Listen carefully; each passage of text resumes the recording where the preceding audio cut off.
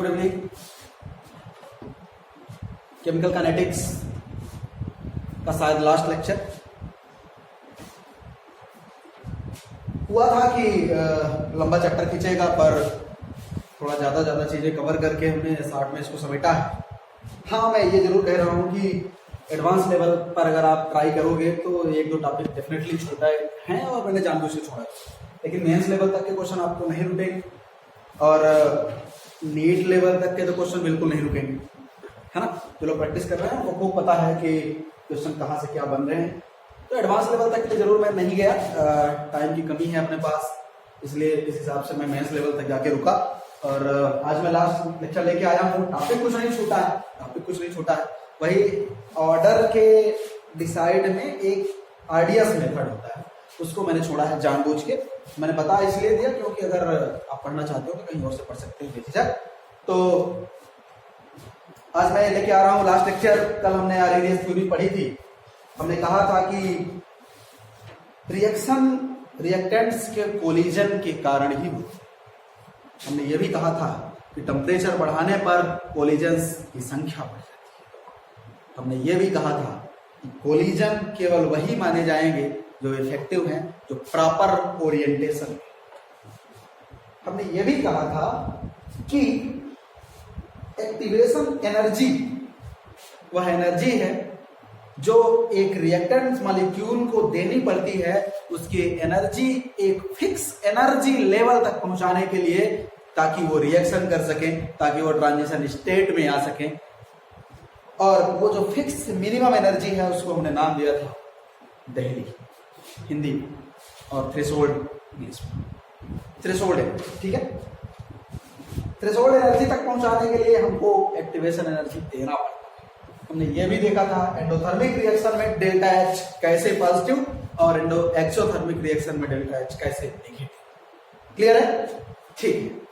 Arrhenius equation की मैं बात करूंगा, आज का लास्ट टॉपिक। मतलब पूरे चैप्टर का है आरहीनियस इक्वेशन। आरहीनियस नाम के एक वैज्ञानिक थे।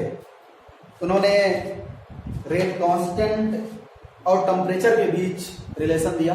किसके बीच relation?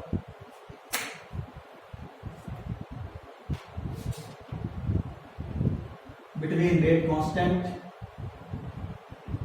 And temperature. Rate constant और टेम्परेचर के बीच आरहीनियस ने एक इक्वेशन दिया। उन्होंने कहा जो रेट कांस्टेंट है उसको हम के कहते आए हैं अक्सर, इक्वल टू, हालांकि इक्वल टू बाद में आया, वो उन्होंने डायरेक्टली प्रोपोर्शनल कहा। K directly proportional to e to the power minus E A upon R T, e to the power minus E A upon R T. चलिए ठीक है, ये अपॉन ये है एक्टिवेशन एनर्जी। आर है गैस कांस्टेंट, आप जानते हैं कैलोरी में 2 रखा जाएगा, और टी है एब्सोल्यूट टेम्परेचर, परम ताप। यहां गोला क्यों लगाया था? केवल ये के इंट्रोडक्शन के लिए। अच्छा, आप खूब जानते हैं प्रोपोर्शनल हटेगा, एक कांस्टेंट आएगा इस बार A to the power minus A upon E to the power minus A upon. अच्छा, अब समझना ये जरूरी है कि minus E A upon R T क्या है। Minus E A upon R T है fraction of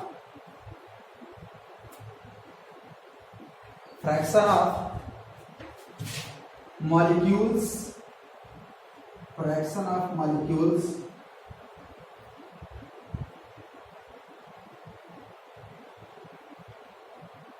having energy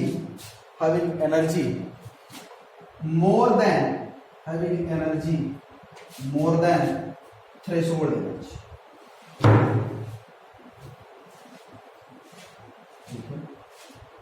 minus ये अपॉन आर टी क्या है?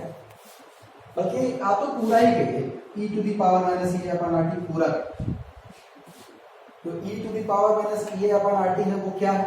fraction of molecules having energy more than threshold energy। having energy more than threshold energy। ठीक है भाई। अब ए क्या है? ए क्या है? ए है कि कितने परसेंट, बल्कि मैं तो ये कहूं कि रेट ऑफ, परसेंट छोड़िए, ये क्या है? रेट है किसका? Effective collision. बहुत ध्यान से, ये क्या है? Rate of effective, number of collisions पर सेकेंड।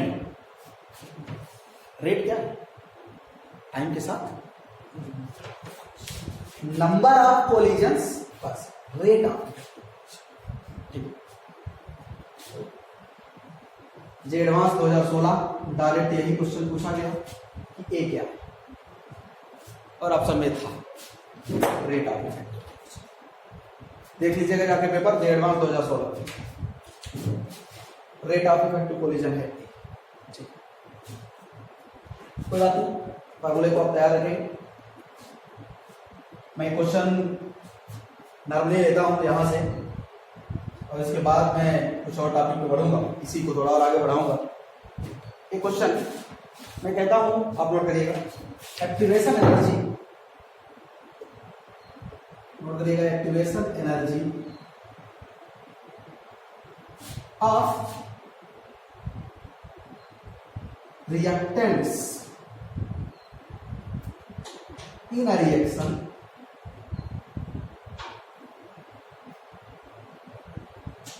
is 0.693 kilo calorie. ठीक है, kilo calorie. Find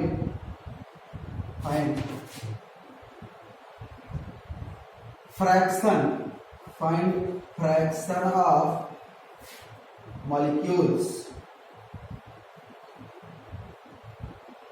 which have energy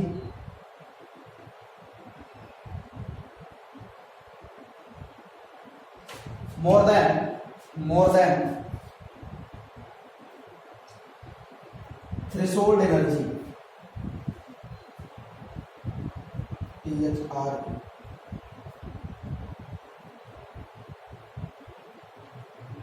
at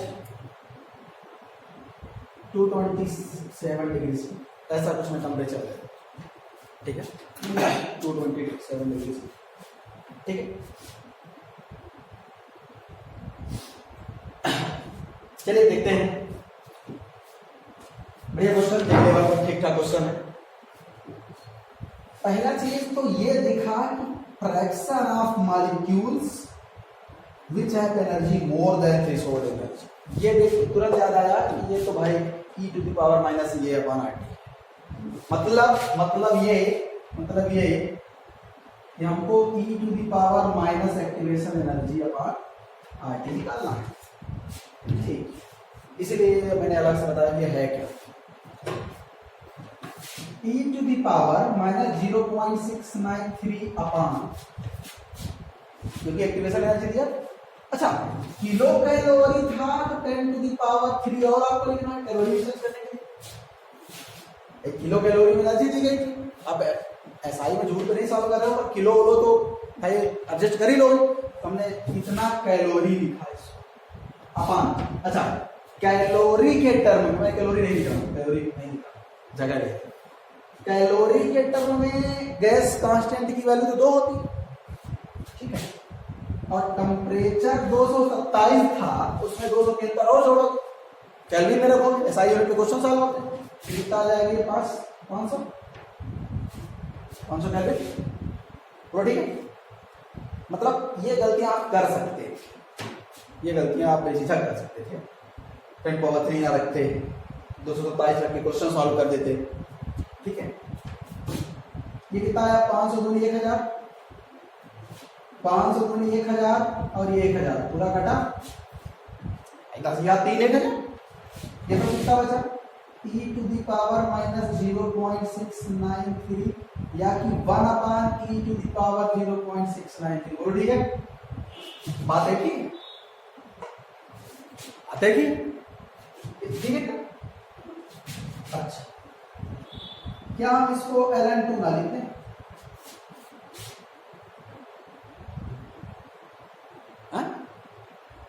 e to the power ln2 ना लिखते हैं इसको? ln2 की वैल्यू 0.693 होती और e और ln मिल के कैंसिल, तो कितना बचा? क्या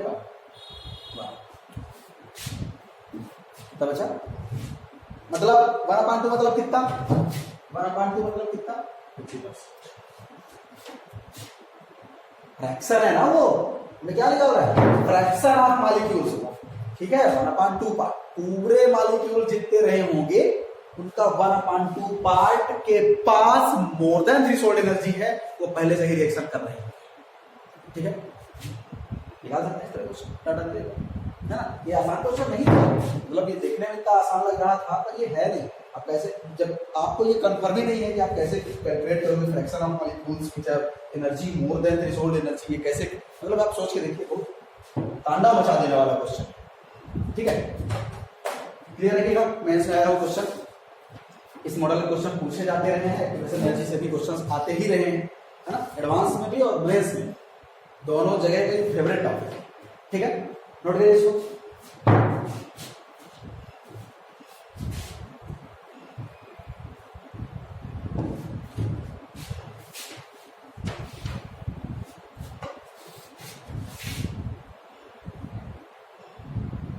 चलिए मैं इसको लेकर थोड़ा आगे बढ़ रहा हूं। मैं ग्राफ के और टी के बीच में खींचना चाह रहा हूं, के और टी के बीच हम ग्राफ खींचने चाह रहे हैं। आप खूब अच्छे से जानते हैं कि टेम्परेचर बढ़ाने पर रेट कांस्टेंट बढ़ेगा, कल हमने ये बात कल लिखी। और कैसे बढ़ेगा? एक्सपोनेंशियल रूप से बढ़ेगा, इसलिए ये ऐसे, ठीक है।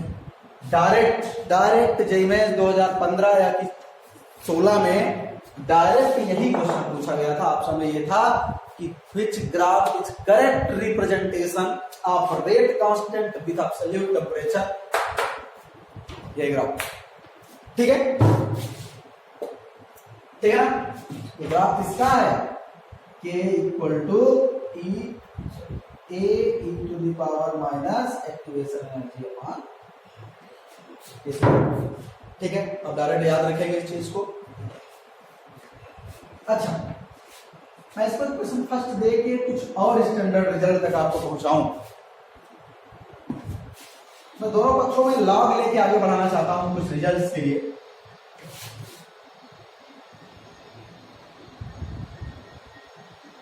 Taking log both side of equation first, taking log both side of it। मैंने इधर लिया, अच्छा log कहने की बात है, हम लेते हैं अक्सर ln, ठीक है, ln। तो मैं यहां लिया ln के, तो भी हो जाएगा ln a plus ln e to the power minus ये अपॉन,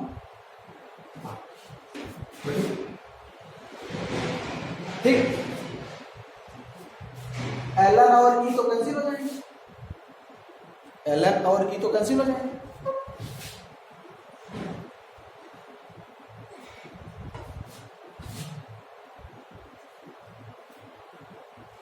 ये कितना हो जाएगा? ln a माइनस ये अपना,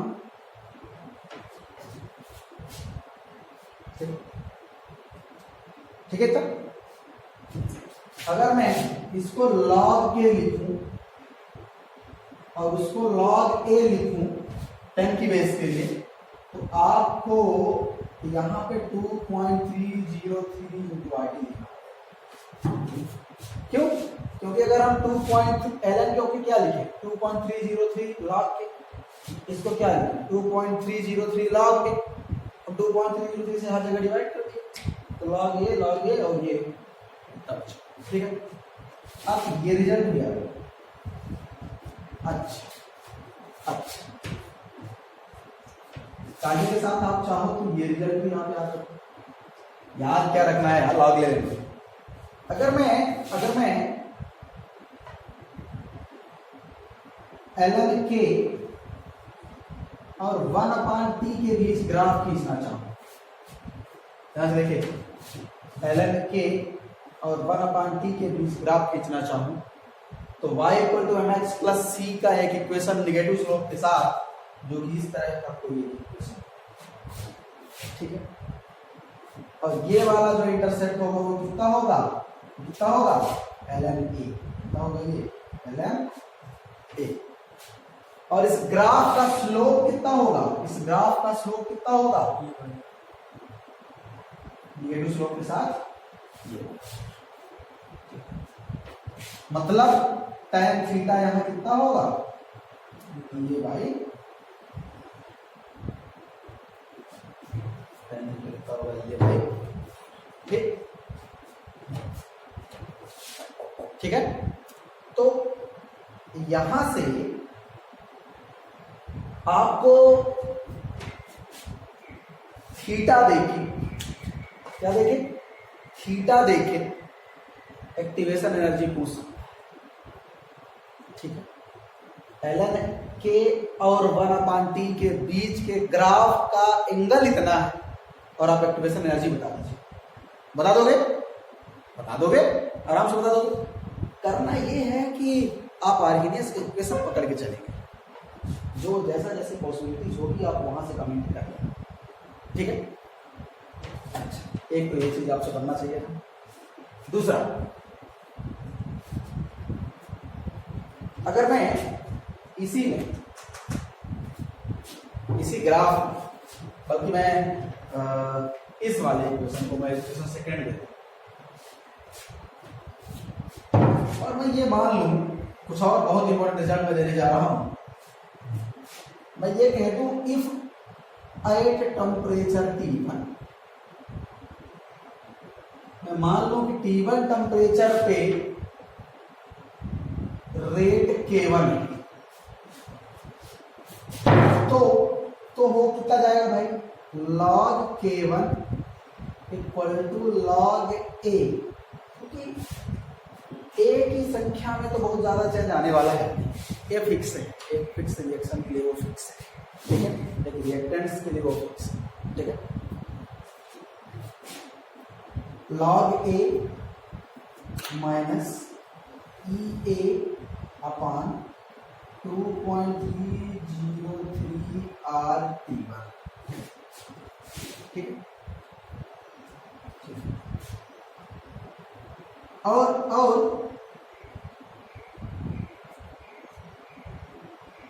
एट टेम्परेचर T2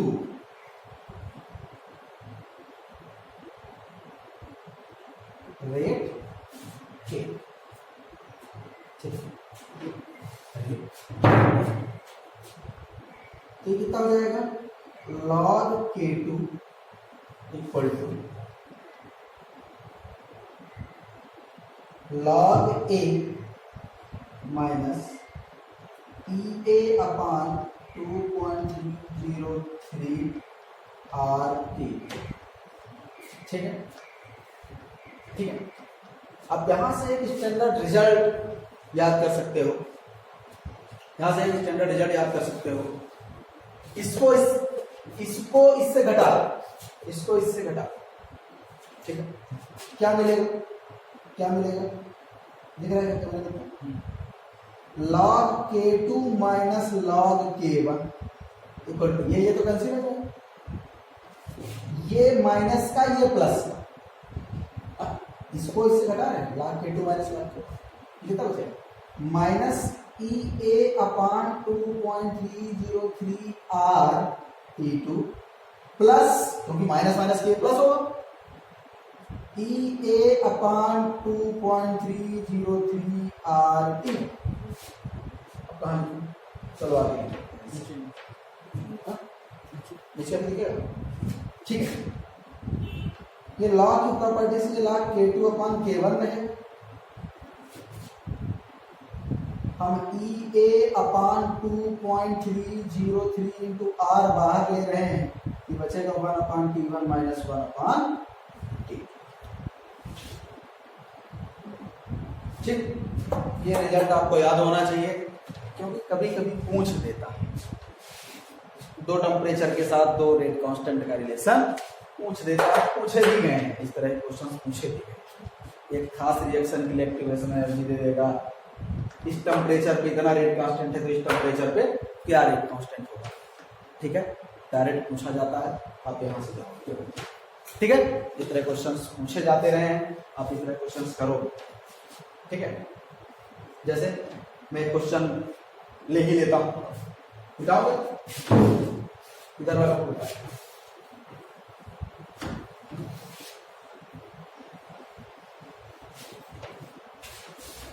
जैसे मैं क्वेश्चन लिखता हूं,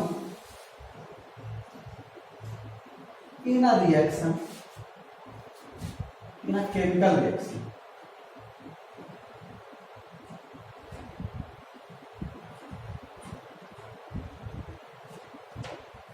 इन अ केमिकल रिएक्शन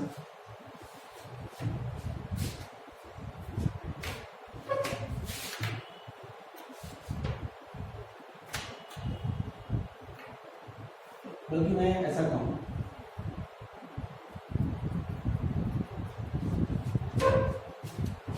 इन, बल्कि शुरू से ऐसा करते हैं, if temperature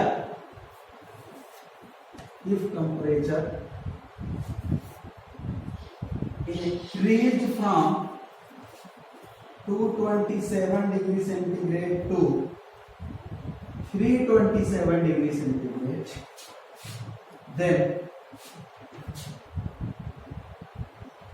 rate of growing the bacteria in any certain compound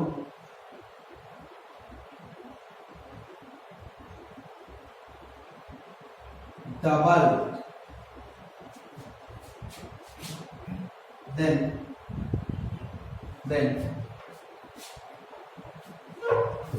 find activation energy of bacteria,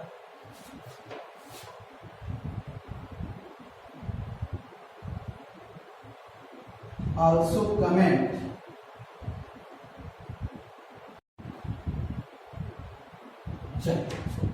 ये क्वेश्चन। तो ऑर्डर क्या है रिएक्शन की? First bacteria growth.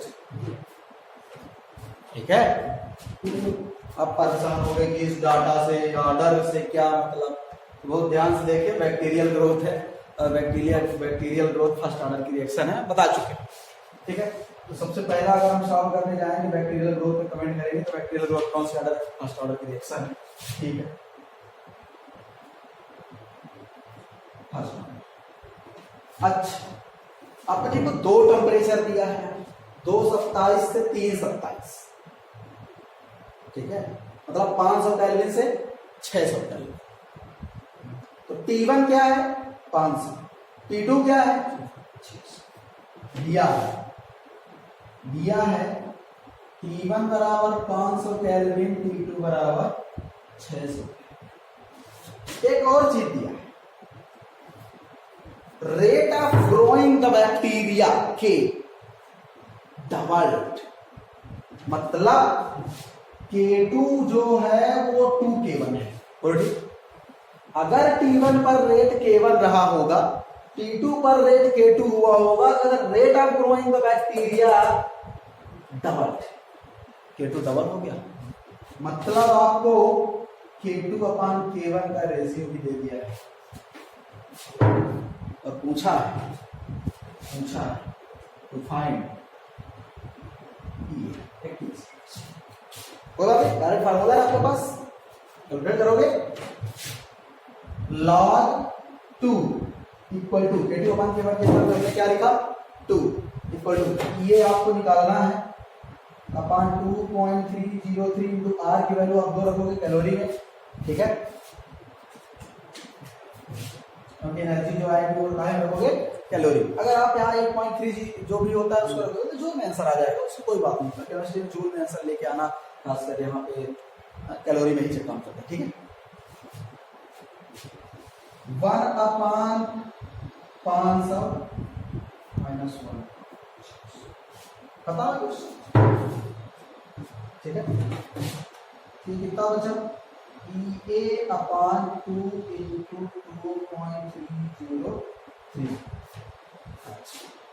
एक बात, हम 2.303 को अगर यहाँ मल्टीप्लाई कर दें तो Ln2 बन जाएगा, बन जाएगा। हम इसको यहाँ पे 2 ही रहने दें और इसको Ln2 लिख दें। भाई Ln2 की वैल्यू 0.693 पता है, कहाँ है थोड़ा करने को बवाल करें भाई, है ना।